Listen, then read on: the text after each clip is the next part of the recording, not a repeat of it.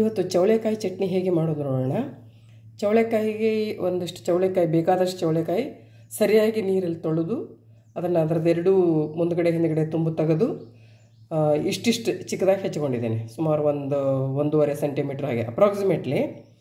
ಆಮೇಲೆ 1-2 ಗೆಡ್ಡೆ ಬೆಳ್ಳುಳ್ಳಿ, 1 ದೊಡ್ಡ ಗೆಡ್ಡೆ ಬೆಳ್ಳುಳ್ಳಿ, ಸ್ವಲ್ಪ ರುಚಿಗೆ ತಕ್ಕಷ್ಟು ಉಪ್ಪು, 1 ಟೀ ಸ್ಪೂನ್ ಜೀರಿಗೆ, 1 ಹಿಡಿ ಕೊತ್ತಂಬರಿ ಸೊಪ್ಪು, ಮತ್ತು ಒಂದು 8ರಿಂದ 10 ಮೆಣಸಿನ್ಕಾಯಿ. ನಿಮಗೆ ಖಾರ ಹೇಗೆ ಹೆಚ್ಚು ಕಡಿಮೆ ಬೇಕೋ ಆ ರೀತಿಯಲ್ಲಿ ಹಾಕೋಬೋದು. ಸೊ ಹೇಗೆ ಮಾಡೋದು ನೋಡೋಣ. ಇದನ್ನು ಈಗ ತವೆಯಲ್ಲಿ ಹುರಿಬೇಕು. ಬಾಣಲೆಯಲ್ಲಿ ಹಾಕ್ಕೊಂಡು ಸ್ವಲ್ಪ ಎಣ್ಣೆ ಹಾಕ್ಕೊಂಡು ಹುರಿಯೋದು ಇದನ್ನು ನೀಟಾಗಿ ಚೌಳೆಕಾಯಿ.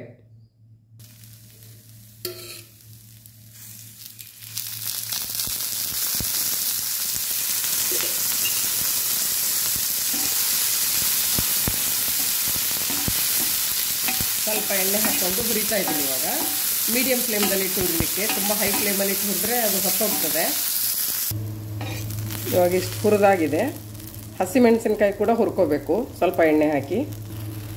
ಇಲ್ಲಿ ಮೆಣಸಿನ್ಕಾಯಿ ಕೂಡ ಹುರ್ಕೊಂಡಿದ್ದೇನೆ.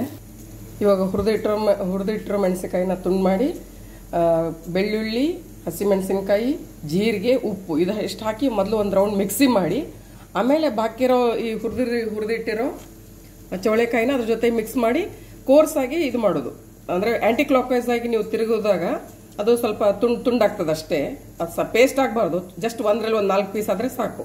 ಆವಾಗ ಚಟ್ನಿ ರೆಡಿ. ಇವಾಗ ಮಿಕ್ಸಿ ಮಾಡಿದ ನಂತರ ಈ ಥರ ಇಷ್ಟ ಆಗಿದೆ. ಇಷ್ಟು ಕೋರ್ಸ್ ಆದರೆ ಸಾಕು. ಇದನ್ನು ರೊಟ್ಟಿ, ಚಪಾತಿ ಜೊತೆಗೆ ತಿನ್ಲಿಕ್ಕೆ ತುಂಬ ಒಳ್ಳೆಯದಾಗ್ತದೆ. ಸ್ವಲ್ಪ ಖಾರ ಖಾರ ಇದ್ದರೆ ತುಂಬ ಚೆಂದ. ಟ್ರೈ ಮಾಡಿ ನೋಡಿ.